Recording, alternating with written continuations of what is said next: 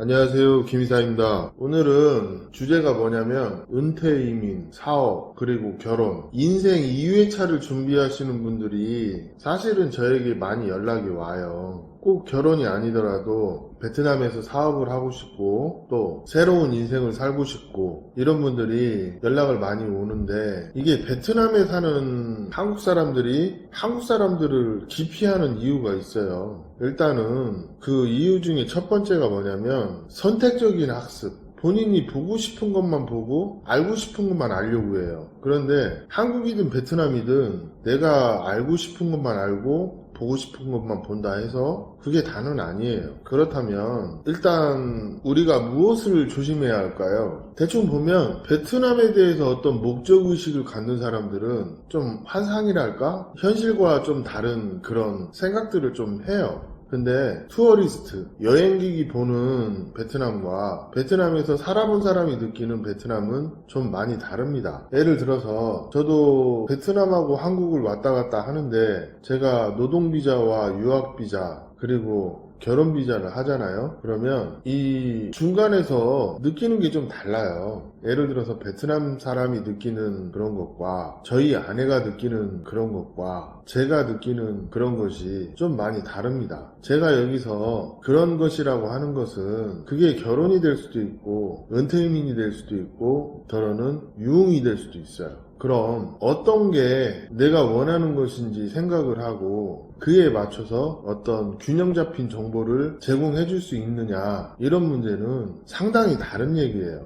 예를 들어서 50대가 결혼을 한다 칩시다. 그러면 제가 권하는 거는 다만 한 1년이라도 베트남에서 살 그게 되시는 분들은 그렇게 하시라고 그래요. 그럼 뭐 가라오케도 가고 커피숍도 가고 주변 이웃들하고 어울리면서 자연스럽게 기회가 만들어지는데, 본인만 좀 뭐랄까 부지런하고 좀 매너 있고 그러면 어떤 식으로든 인연이 만들어져요. 우리가 이런 것을 기회비용이라고 합니다. 그런데 그냥 다만 한국식으로 생각하고 한국 습관에 맞춰서 한국 생각에 맞춰서 그렇게 베트남을 보려고 하시는 분들이 가장 많이 시행착오를 겪는 게 사실은 이 냄비 근성이에요. 그냥 좀 잘해주면 간쓸게 다 퍼주고 또 그 사람들이 조금만 나에게 서운하게 하면 본격적으로 얘기하거나 판단을 해버리거나, 이거 되게 위험해요. 근데 이런 분들이 하도 많다 보니까 제가 좀 이런 분들을 모질이라고 하기도 합니다. 이런 분들 되게 많아요. 최근에 어떤 고객님 중에 하나가 원래는 베트남 결혼을 하려고 저에게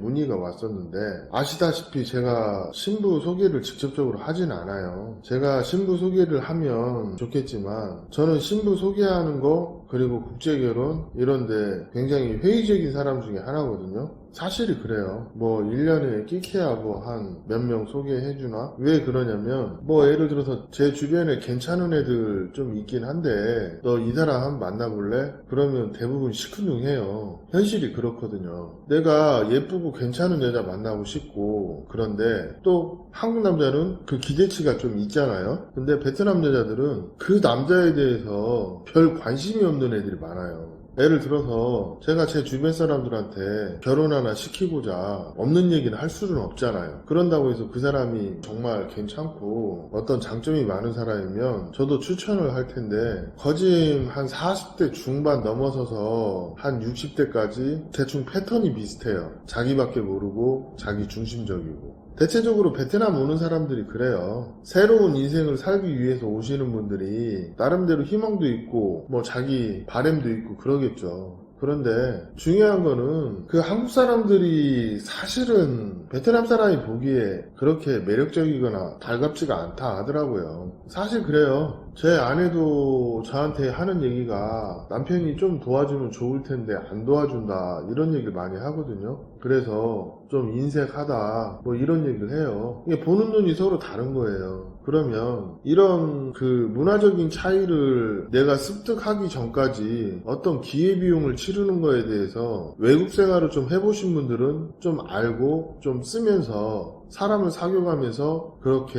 자기 사람을 만나기도 하고 그러는데, 뭐 베트남에 오시는 분들 상당수는 이게 은퇴인지 아니면 그냥 즐기러 오는 건지 목적이 불분명하신 분들이 많다 보니까 본인 스스로가 어떤 계획성이 떨어지고 또 어떤 목적을 정확히 하지 않기 때문에 베트남에 와서 얻어가는 것도 없는 거예요. 그러면 제가 베트남을 14년을 다니고 또 어떤 수업료를 치르고 그런 부분들을 알려드려도 이게 괴리감이 있다 보니까 받아들이기가 어려워요. 처음에 이런 얘기를 해드리면 아 그런 게 있어요? 별 공감대가 없어요. 근데 베트남에 오래 사신 분들은 제가 무슨 말을 하는지 알 거예요. 그래서 제가 이런 얘기를 해드리고 싶어요. 제가 신랑학교를 만들면서 그게 굳이 꼭 결혼을 목적으로 하시는 분들을 어떤 소개를 하거나 그러기 위해서 만든 게 아니에요. 베트남의 문화나 어떤 베트남을 알고 싶은 분들, 은퇴가 하고 싶은 분들, 이런 분들한테 미력 하나만 제가 가진 정보를 드리고 이분들이 잘 정착할 수 있게끔 그런 거를 좀 생각을 해봤어요. 저는 앞으로는 어떤 결혼이든 은퇴든 사업이든 이런 걸 준비하는 사람들한테 정보를 제공해주고 그런 가이딩하는 업무를 해줌으로써 제가 가고자 하는 채널의 방향성을 한번 만들어 볼까 해요. 국제결혼을 소재로 해서 얘기하는 것은 되게 한정적이에요. 얼마 전에 댓글을 다신 분이 사람 사이의 인지상정을 알고 그러면 별 문제가 없다. 그게 맥락이냐 이런 얘기를 하시더라고요. 그렇죠. 사람마다 케이스가 다르고 상황이 다르기 때문에 그런 경험치가 분명 필요하긴 하지만 베트남도 사람 사는 데인데 여기에서 정착하는 법 여러 가지가 있을 수가 있겠지만 제가 예전에 베트남에서 스파도 하고 부동산 쪽 일도 좀 하고 그랬던 경험들이 한국 사람들이 정착하는데 도움이 된다면 도움을 좀 드리고 싶어요. 얼마 전에도 제약회사를 하고 싶다고 하시는 분이 연락이 오셨었어요. 그런데 제가 그분한테 한 얘기가 베트남에서는 어떤 사업을 해가지고 그 자체를 돈을 버는 것보다 어떤 땅을 임대를 하고 그 땅을 사고 팔면서 생기는 수익이 더 크기 때문에 사업 자체의 목적도 중요하겠지만 베트남에서 사업을 하시려면 외투법인이든 아니면 안전장치를 충분히 해서 그 목적에 맞는 투자를 하셔라. 그래야 돈을 벌 수가 있다. 이런 조언을 좀 해드린 적이 있는데 결혼도 마찬가지예요. 결혼의 목적이 충실한 사람을 만나서 소개를 받고 결혼을 하셔요. 근데 제가 여기서 하나 물어보고 싶어요. 제가 조언을 해주고 몇 달을 일해주고 얼마 전에 안 좋은 케이스가 있어서 돈 10원짜리 하나 못 받았거든요. 그러면 고맙다고는 못해도 욕은 하지 말아야지. 자기 결혼 잘해놓고 왜 뒤에서 뒷담화 까고 욕을 하냐고요. 앞으로는 어떤 목적에 맞는 그런 만남이 아니면 고객들을 안 만나려고요.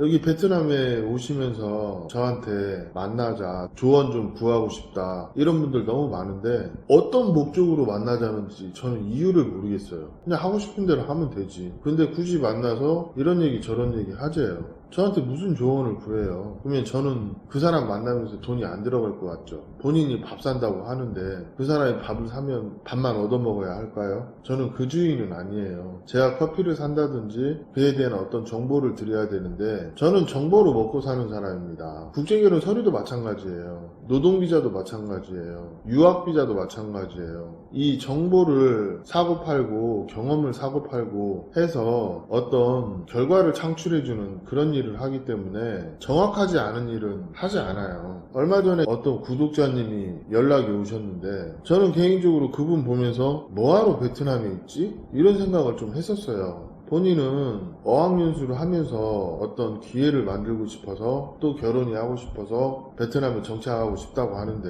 제가 베트남에 정착하시는 분들한테 가장 먼저 하는 얘기가 렌트비는 아끼지 말라는 얘기를 해요. 괜찮은 집 그리고 좋은 환경에서 지내시고 좀 생활비를 아끼는 게 더 낫다는 얘기를 하거든요. 근데 외국 여자가 한국 남자한테 어떤 신뢰를 갖고 그렇게 하는 거는 제가 봤을 때 기본적인 환경이 갖춰져야 그 사람이 또 신뢰를 하는 부분이 있어요. 뭐 예를 들어서 여자를 만나는데 혼자 살더라도 베트남식으로 3, 4층짜리 고급 주택에 사는 것과 그냥 우리 한국식으로 원룸 얻어서 혼자 사는 것과 여자가 보는 입장에서 그 의미가 좀 달라요. 근데 이 비용 차이가 생각보다 그렇게 크지가 않아요. 원룸을 얻어도 한 600만 동, 700만 동 근데 4층 건물을 얻어도 한 50만원, 60만원이에요. 그러면 30만원, 40만원짜리 집을 얻어서 매일 택시 타고 다니고 일 보고 다니고 그러느니 저 같으면 좋은 집을 얻고 그 다음에 현지에서 적응할 수 있도록 오토바이를 산다든지 아니면 생활 반경을 고려해서 적당한 집을 구매를 해서 부대 비용을 줄이고 삶의 퀄리티를 높이는 쪽으로 방향성을 잡을 것 같아요. 근데 한국 사람들 처음에 오면 아파트나 아니면 원룸을 얻는데 제가 봤을 때는 지질이 궁상을 떨어요. 그러면 궁상 떨지 않고 삶의 퀄리티를 높여주고 전체적인 생활하는 그 수준을 높게끔 이 경험을 공유해주고 시행착오를 줄여주고 그렇게 하는 게 어떻게 보면 제가 하는 일일 수도 있어요. 제가 이거는 5년 전에 호치민에서도 했던 일이에요. 그래서 게스트하우스 형태로 손님이 와서 한 일주일이라도 자기가 원하는 정보를 얻을 수 있도록 제공을 해주고 그에 관계된 어떤 사업을 좀 했었거든요. 근데 여기 오시는 분들 대부분이 정보는 얻고 싶은데 그에 대한 비용을 제대로 지불하지 않는 사람들이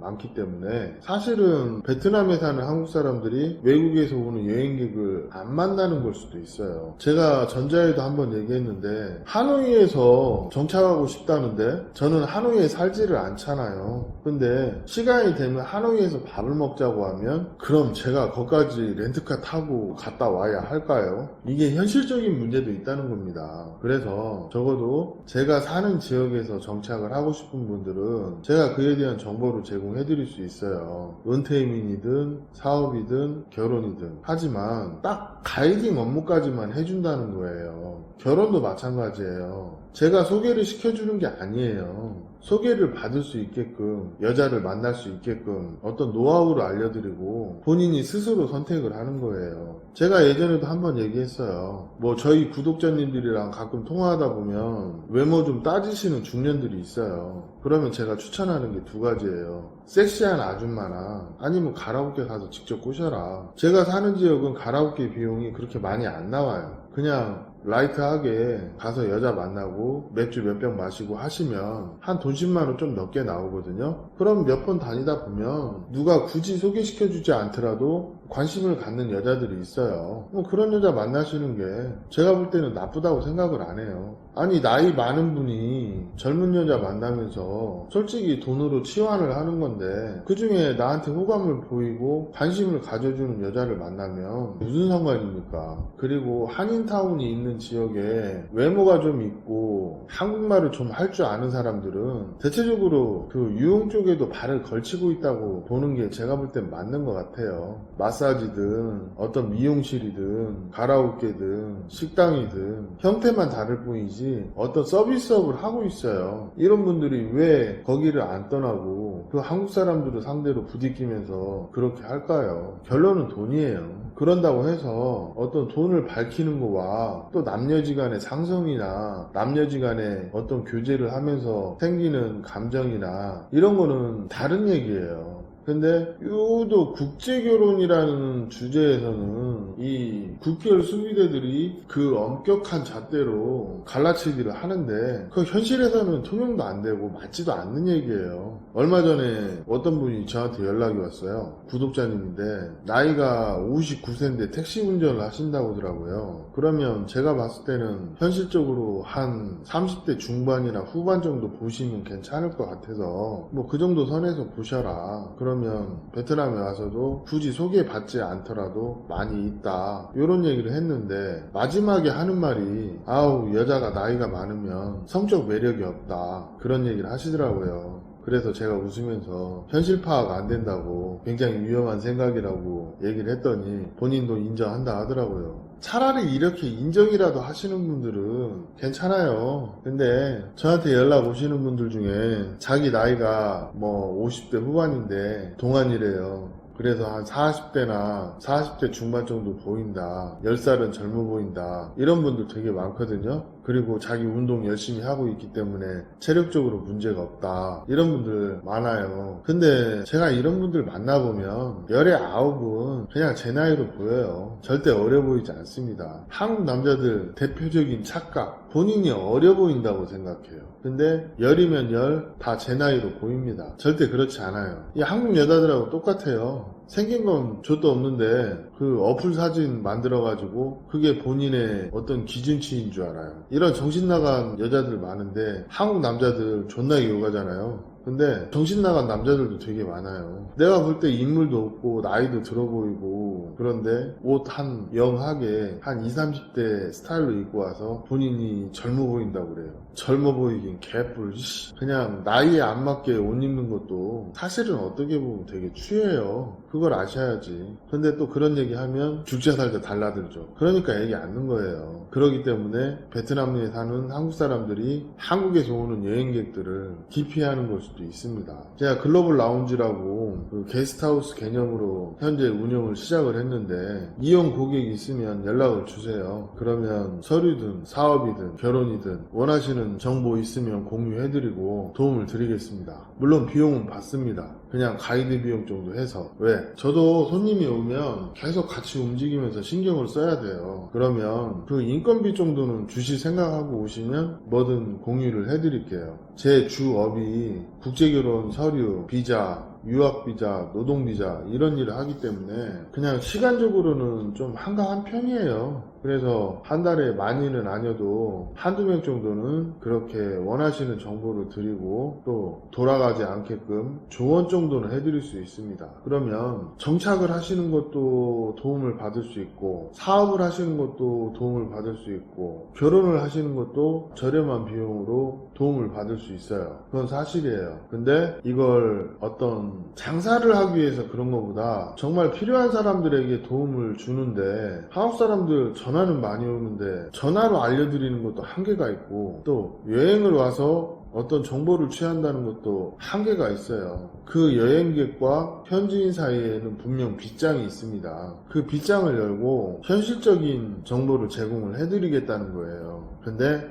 단 정보 제공까지입니다. 어떤 일을 같이 하거나 어떤 소개를 직접 해주거나 이런 건 안 해요. 대신에 정직하게 조언해주고 아닌 걸 아니라고 얘기를 해드리면 경우에 따라서 직원도 하게 됩니다. 근데 직원을 해드리면 대부분 화를 내고 안 좋아져요, 사이가. 그래서 사실은 사람 소개도 안 하는 거예요. 소개해줄 때는 너무 고맙다고 그래요. 근데 교제하는 과정에 잘 되기도 하고 안 되기도 할 수 있잖아요. 이것도 사람 일이니까. 근데 그 사람과 잘 되지 않으면 소개했다는 이유 하나만으로 그 사람에게 나쁜 사람이 돼버려요. 이런 것들을 많이 겪다 보니까 그냥 애초에 개입을 안 하는 게 어떻게 보면 답인데 그런다고 해서 제가 그 사람을 안 도와준 건 아니에요. 거의 대부분 처음에 이런 부분 조심해라 그러는데 나는 할 수 있어 그러면서 실패하시는 분들 많죠. 저는 한국 사람들이 베트남에서 은퇴든 사업이든 결혼이든 쓸데없는 2차 비용 안 쓰고 또 인생을 허비하지 않고 잘 정착하거나 다들 잘 되셨으면 하는 마음에